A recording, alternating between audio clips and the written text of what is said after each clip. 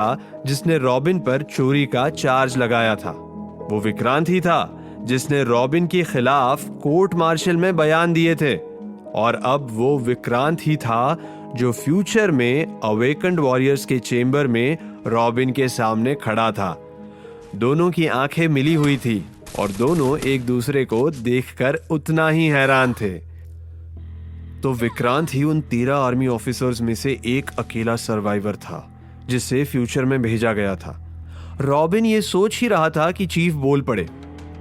ये है इस कैंप के 3 अवेकन्ड वॉरियर्स। ये मैक्स है। मैक्स में एंसेस्ट्रल जीन पावर है जिसे यहाँ लोग द बिग मंकी भी कहते हैं।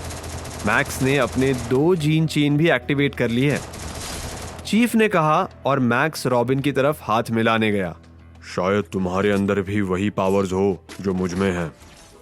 मैक्स ने एक स्माइल दी और फिर एकदम से जोर जोर से हंसने लग पड़ा और जमीन पे गिर गया, मानो उसने खुद ने ही कोई जोक मारा हो। फिर संभल कर उसने रॉबिन का हाथ पकड़ा और हाथ मिलाने के बहाने बहुत ज्यादा ताकत से उसका हाथ दबा दिया था। हाथ मिलाते वक्त रॉबिन को उसके हाथ पर बनता हुआ प्रेशर फील हो रहा था।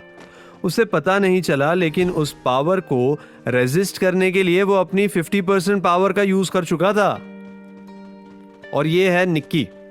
निक्की में सुपर ह्यूमन जीन पावर है। इसकी स्पेशलिटी पॉइजन है।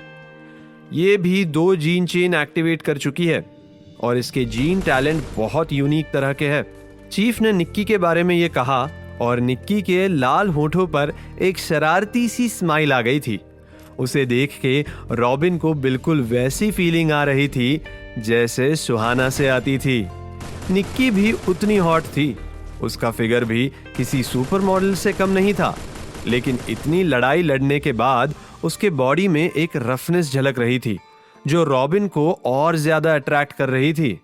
उसका ध्यान निक्की से न हटता अगर चीफ ना बोल पड़ते। और ये है विक्रांत। ये 6 महीने पहले टाइम ट्रैवल करके यहां आया था। ये 2.5 जीन चेन एक्टिवेट कर चुका है and he has the power to control the air। और 78,000 टाइम ट्रैवलर्स में से इकलौता था जो अवेकन्ड वॉरियर बन गया था। और इसके बाद तुम दूसरे हो रॉबिन। रॉबिन और विक्रांत की आंखों में टकराव हो रहा था कि तभी मैक्स बोला, भाई लौंडे के जीन्स में कुछ स्पेशल तो है जो मेरे हाथ दबाने से इसे घंटा फर्क नहीं पड़ा। भाई साहब ने जब पहली बार विक्रांत का हाथ दबाया था तो ये लौंडा तो चीखे मार मार कर पागल हो गया था। और